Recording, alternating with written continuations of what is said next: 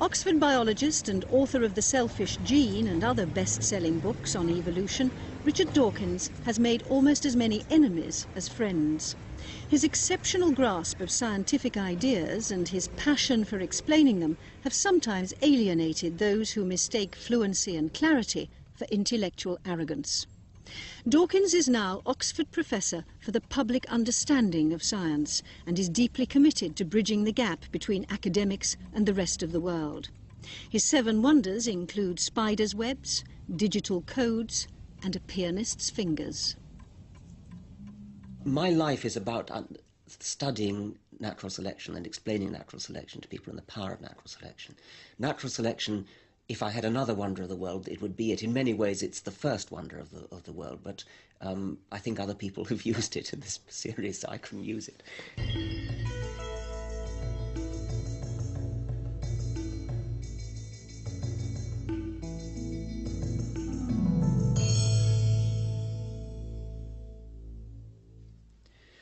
The spider web, I think, is a wonder of the world. Just imagine that some deep-sea diver came up and reported that he had found whales or dolphins building fishing nets. Huge fishing nets, many, many times larger than the size of the dolphin itself. It would be world headline news, a magnificent discovery in natural history. And yet, every day we see the equivalent in a spider web.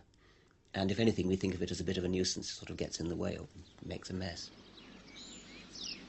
What the spider web does is to increase the reach of the spider out to many, many times its own body size. It would be as though you took, say, a chameleon, which increases its reach somewhat by sticking its tongue out, and a chameleon's tongue shoots out to maybe about equal to its body length or a bit less.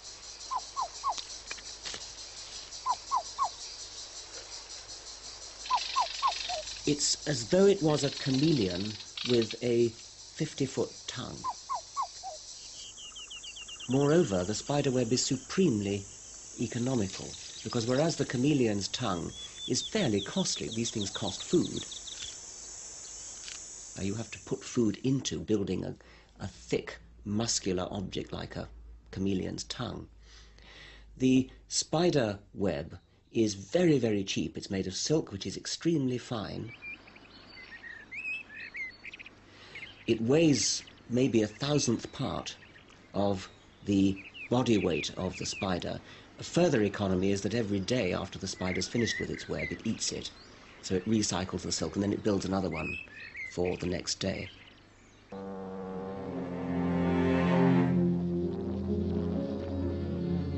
There's a problem with the spider web, that when the fly hits it, it may not necessarily stay there.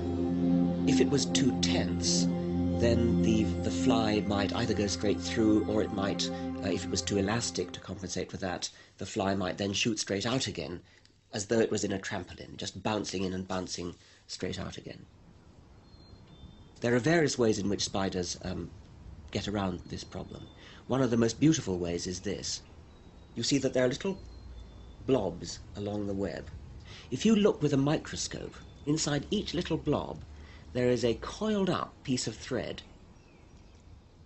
Now when the fly hits the web, the coiled up threads inside these blobs unreel, exactly like when a fisherman catches a fish, and in order that the fish shouldn't just tug itself free, he immediately lets it unreel very, very rapidly, and the fish pulls away, and so the fish has got no purchase, and is well and truly hooked, therefore. In the same way, the spider silk lengthens enormously, and then when it springs back, it doesn't spring back with the same force as it would if it were just plain silk, so you don't get the trampoline effect. That's one way in which spiders solve that problem. But there are other ways. Different species of spider do it in different ways.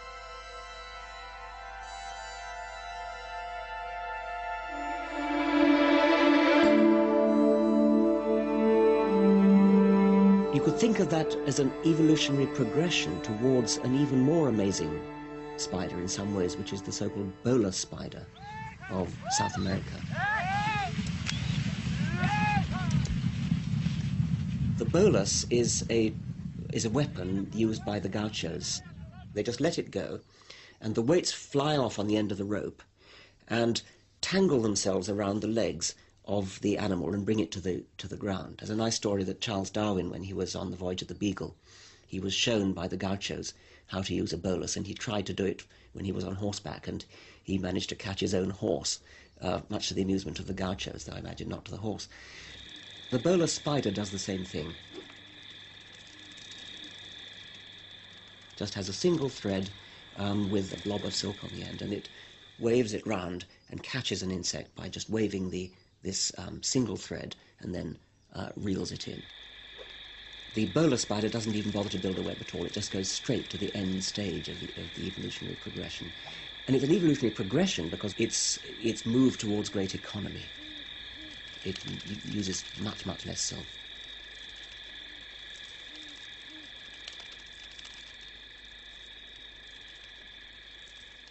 It's a failure of imagination on humans' parts to think that this kind of ingenuity has to come about by design.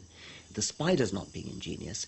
Even natural selection is not really being ingenious. Nobody's being ingenious. It's just that the world is filled with spiders whose ancestors were good at solving these problems, were good at doing things, the clockwork mechanisms of their nervous systems had the effect that they built the right shaped web, or they waved their bolus around in just the right manner. We find it much easier to believe in design, I suppose because we do it ourselves. I mean, almost everything we see in the artificial world that we inhabit is made by humans, designed by humans, and so when we see something like a spider's web, we naturally think of it. We make the comparison with, say, a fishing net, which is designed and made with a conscious purpose in mind, and it's very, very hard for people to grasp that it was never designed, that it came about by chance variation followed by non-random survival. The ones that built the best webs survived, had the most children, and their children inherited the genes for building the best webs. And that's all there is to it. But having said that's all there is to it, you have to realize that there's a lot concealed within that. And above all, there's an enormous amount of time concealed within it. The amount of time involved in human history is tiny compared to the amount of time that's available for the generation after generation after generation, gradual step-by-step improvement of not just spiders' webs, of course, but every single thing in the living world. This may have been why it took so long for humans to think of it. I mean, it wasn't until Darwin and Wallace thought of it in the middle of the 19th century, which is pretty late compared to how humans had thought of what, on the face of it, seem rather cleverer things in say, physical science. And there does seem to be a real barrier to belief in this process of Darwinian natural selection. The fact is that since Darwin, we now understand why we are here in great detail. And yet, it's probably still true to say that only a minority of people, even in well-educated countries, understand this remarkably simple fact.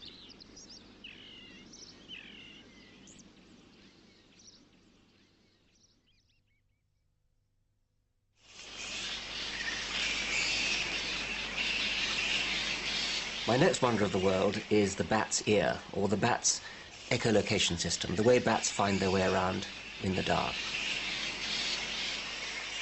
It's a sense that we can only get a very dim sense of because we don't have anything like it ourselves. We've got perfectly good ears, and we can hear echoes, and blind people do sort of help to find their way around by listening for echoes, and blind people who've developed the sense well speak of something they call facial vision. And they almost feel that they're going to bump into a wall, and what that probably is subtle use of echoes which they're scarcely aware of.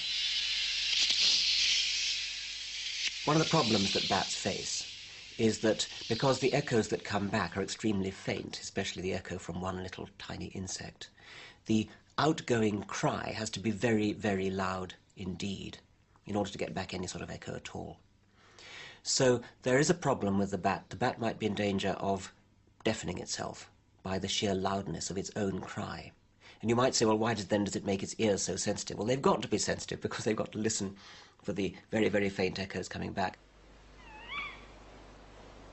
Different bats solve it in different ways, but one beautiful way that some bats do it is they have a muscle which is attached to one of the bones in the middle ear. And by pulling on the muscle, they can temporarily deafen themselves. So the bat deafens itself by pulling on this muscle, then it gives a cry, and then it lets go the muscle just in time for the ear to be hearing again by the time the very faint echo comes back. And then it deafens itself again by pulling on the muscle, and then gives another cry. Well, that's remarkable enough, but it's even more remarkable when you realize that these bats are giving cries at a rate of, say, 50 times a second. And that's a wonder of the world.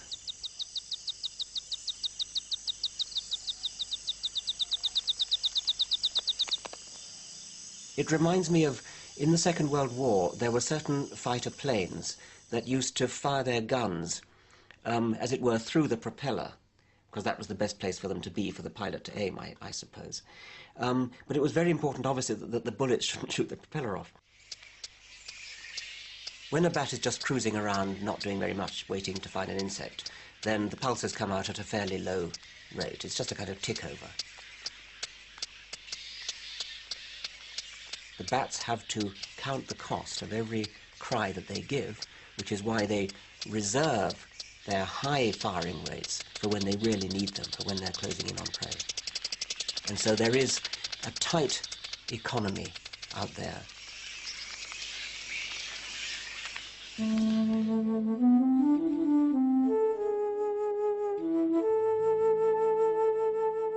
There's a famous question, what's it like to be a bat? And philosophers talk about it from a slightly different point of view. I literally wonder what it's like to be a bat.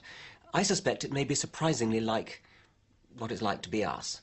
In other words, what I think is that the brain of the bat uses the cries to build up a model of the world inside the brain, which is probably much like the model that we build up using our eyes. It's even conceivable that bats hear colour, because the colours that we see and that birds see are really just labels that the brain ties onto objects in the internal mental world. They might use the label, what we see as red, as a label for a furry texture, and they might use what we see as blue as the label for a shiny texture. It's just a way of coding in the brain. This is all pure speculation now, and there's no evidence for this at all. I'm not even sure there could be evidence. But if you actually think about what colours are, what the subjective sensation of colour is, then it's perfectly likely that bats could use the subjective sensation of colour as a convenient label for different aspects of the model of the world that they build inside their heads, and therefore the model might be really remarkably like the model that, say, a bird experiences, a visual animal experiences. So what it's like to be a bat could be rather similar to what it's like to be a bird or even a human.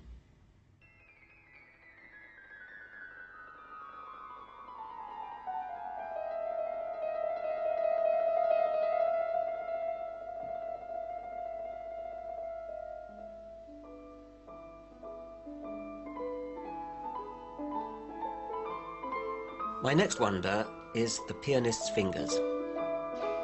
The rate at which the fingers do the right thing, do the thing that they are supposed to do, with immense speed and at the same time as all the other 9 fingers are doing what they are supposed to do, argues for a degree of coordination and control in the brain that is really very hard to understand.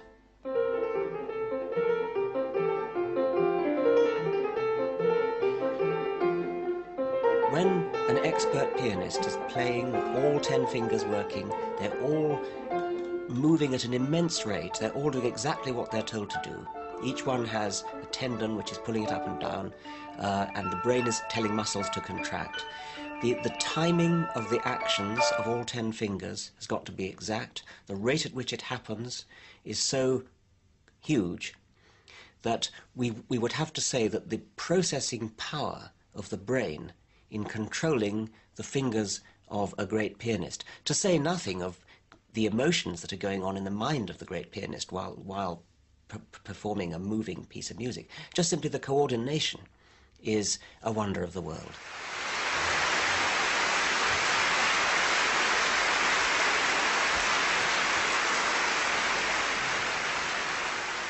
The remarkable thing about sound is that no matter how complicated it is, even the sound of a full orchestra with dozens of instruments all playing together, it all collapses into a single wiggly line. So it travels from the sound source, like me talking now to you, it travels in the form of a fluctuating wave of air pressure. Take a telephone. You talk into the telephone and the voltage travels along the wire as a direct translation of the fluctuating wave of air pressure turns into fluctuating wave of voltage. The problem with that analog coding is that it's subject to error. There will be inevitably some degradation of the signal. The wave won't be quite the same shape when it comes out of the wire as it was when it went in. And the more boosting stations there are, the more amplification there is, the further the distance that the signal travels, the more degraded it'll be. Another analogy would be if you take a tape recording of something and you make a recording of the recording and then a recording of the recording of the recording. If you go through about 100 generations of this recording of recording of recording of recording, then you eventually get down to meaningless hiss and you would hear nothing at all. Just all the signal has been lost. That's analog codes. Digital codes are the solution to the problem. The signal is translated, first of all, into numbers you can actually write down, and then sent along a wire in the form of numbers, and then at the other end translated back from numbers back into sound. It's an astonishing fact that when you listen to your lover pleading over the telephone, every catch in the voice, every nuance, every timbre has been translated into numbers and then translated back out of numbers again into sound. An even better example, I think, is DNA itself. DNA is fundamentally and deeply digital, and Darwinism wouldn't work unless it was of very, very high fidelity. DNA is the genetic information that passes from generation to generation. There is a message coming from a distant ancestor. Well, all your distant ancestors, in a sense, are sending genetic messages to you, telling you how to live. As the genes go on down through the generations, they recombine and reshuffle, but they remain intact. They don't contaminate each other. They don't blend with each other. There is no analog mixing at all. Either the gene is there or it isn't. Mutation, which is mistakes, they do occur. Very important that they occur, otherwise evolution wouldn't happen. But they either happen or they don't. It's my belief that DNA had to be a digital code, or evolution would never have worked. And my conjecture would be that if you were to find life on any other planet, I'm predicting that it will be digital genetics, because only that has sufficient high fidelity to act as the mediator for the Darwinian natural selection that I'm also predicting you will find underlying all life everywhere in the universe. 5, 4, 3, 2, 1, and liftoff of the Space Shuttle Discovery with the Hubble Space Telescope, our window on the universe. Roll program. Roger, roll, Discovery. If you're an astronomer, you want to see a very distant galaxy. The galaxy is so far away that hardly any light from it is reaching us. Very, very few photons are coming down to us. You need some device to gather what little light there is and focus it to a point. And I'm going to include the parabolic reflector as a wonder of the world. It is a wonder because it's so powerful, but yet so simple. This one here, of course, is a little miniature parabolic mirror. I think if I hold it there. There's a little polystyrene ball in the middle of the mirror. If I pull it back into the point of focus, it glows like the mantle in a gas lamp, and the reason for that is that it's picking up all the light that's been collected from this whole area of the mirror. If you scale it up to several feet in diameter, then you've got the sort of thing that's in one of the great telescopes of the world, like Mount Palomar. And then if you send it out into outer space, you've got the Hubble telescope. The advantage of that is that it's no longer subject to interference from the Earth's atmosphere. Endeavour Houston. Go ahead. Not to get you spun up, but we have 6 good gyros on the telescope. The Hubble telescope is almost a sort of symbol of the achievement of human technology.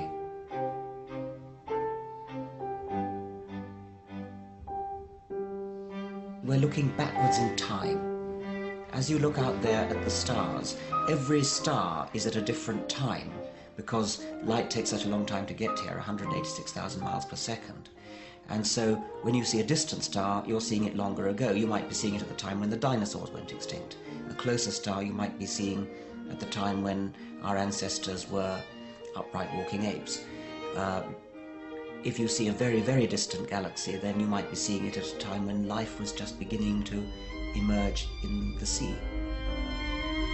Telescopes like the Hubble telescope, none of them have ever seen another living thing, but they feed my sense of wonder. As a biologist, my thoughts turn to the possibility that there might be life out there on other planets, orbiting other worlds, maybe in other galaxies. I think it's likely that there is life out there, probable, maybe almost certain that there is life out there. I fear we shall never know about it.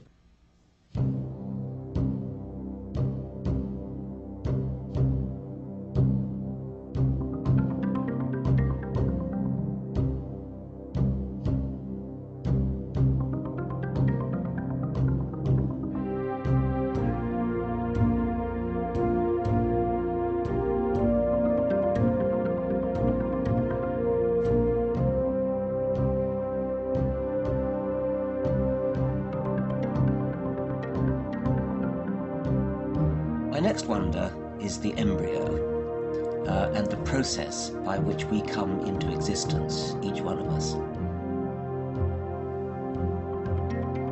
As you watch an embryo developing, what you're watching is the genes constructing for themselves a house to live in, a machine to live in, a mobile home.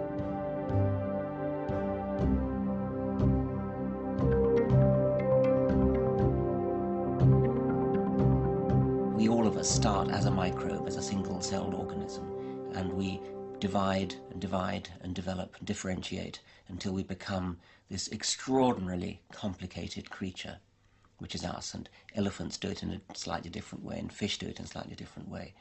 So there is a set of rules of growth and development which leads each species from a single-celled origin to whatever its adult form is. All the cells have the same genes. They're duplicated into all the different cells. But different genes are turned on in different cells. So when liver's developing, you get in liver cells different genes being turned on from in kidney cells and muscle cells. As to how the shape of the thing comes about, it's a little bit like origami in that you get sheets of cells which divide and grow, and then they sort of buckle and fold and invaginate and turn in upon themselves. And so by this process of cell division, differentiation and origami, you end up with an embryo. It's something that doctors can't do. So-called test tube babies are nothing of the kind. These are not babies grown in bottles. These are babies grown in women. The only thing that's done in a test tube is fertilization. That's the limit of the artificial reach of medical science in growing embryos. All the rest has to be done inside a woman. So we understand relatively little about this in terms of how to control it. It's still an art. It's still something that men and women can just do together, and they need very little help to do it. J.B.S. Haldane, one of the founding fathers of evolutionary biology and a great polymath, one of the greatest scientists of this century in my view, was always being asked, can you really believe in evolution? Do you actually believe that you could go from a single-celled microbe at the beginning up to a human being at the end? And he said, you did it yourself, and it only took you 9 months.